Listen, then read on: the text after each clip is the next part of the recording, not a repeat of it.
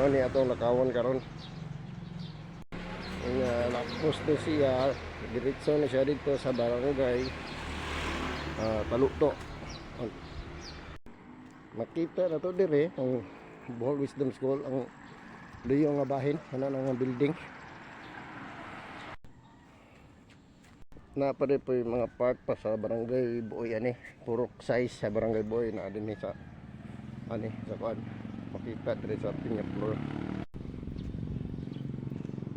Nari po dire dia, malabyan po na to ang Purok City sa barangay Buoy.